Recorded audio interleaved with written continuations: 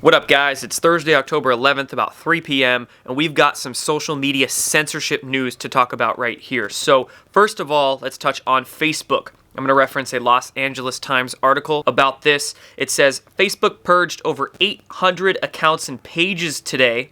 They put out a blog post and said, today we're removing 559 pages and 251 accounts that have consistently broken our rules against spam, they say, and coordinated inauthentic behavior. I'm going to read a couple more lines from this LA Times article. It says, Facebook said Thursday it had purged more than 800 U.S. publishers and accounts for flooding users with politically oriented content that violated the company's spam policies, whatever that means.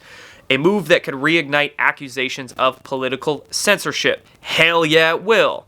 The accounts and pages were likely domestic actors, meaning they were from this country, using, quote, clickbait headlines and other spammy tactics to drive users to websites where they could target them with ads. So, a load of pages were unpublished today instantly.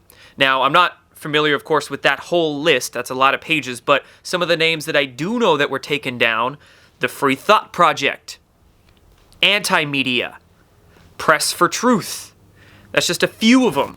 And these accounts had a lot of followers. The Free Thought Project had 3.1 million likes at the time of its unpublishing. I believe the Anti-Media probably had more than that. I know they had millions of likes on their page. These were very big pages. Now, I don't agree with everything that each of these outlets were putting out. There's some stuff on the Free Thought Project and the Anti-Media that I disagreed with from time to time.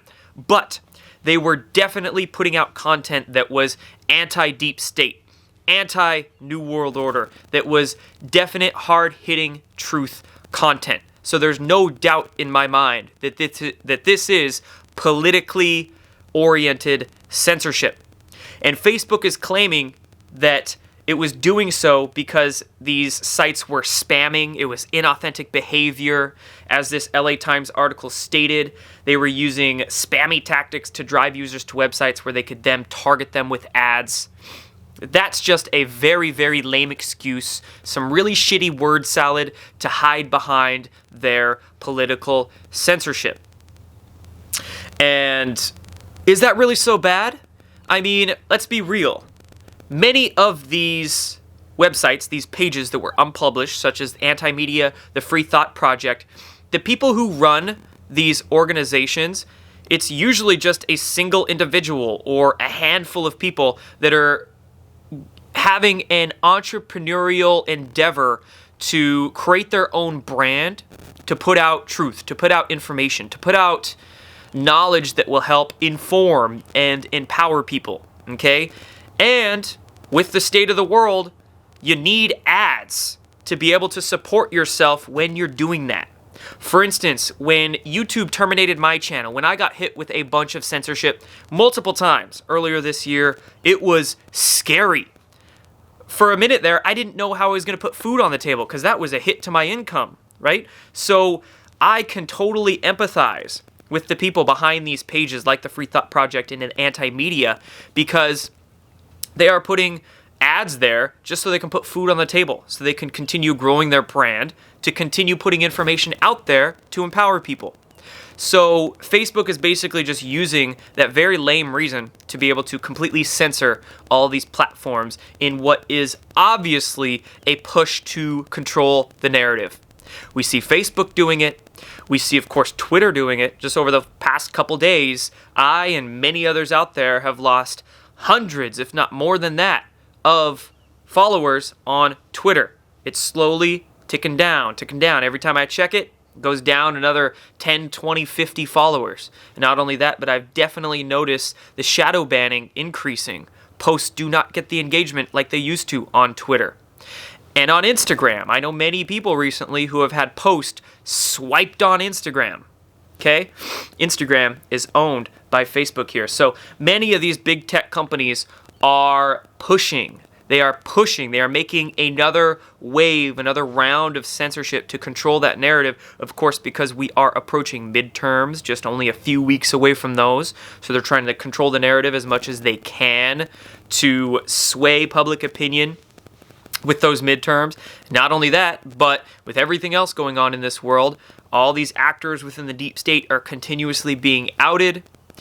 No question, no wonder why Facebook is targeting hundreds and hundreds of accounts and pages today. So that's the first thing I wanted to talk about. The next thing has to do with Q-related censorship. So there's a website called QAnonPost.com. Now, QAnonPost.com is much like QAnon.pub or QAnon.map. These are amalgamation websites that basically just take all of Q's drops on 8chan, because 8chan can be a very tricky place to navigate. They take all of Q's drops on 8chan and then amalgamate them onto one website where you can easily read all of them without all of the other posts that plug up the threads on 8chan. So all you get is Q's drops.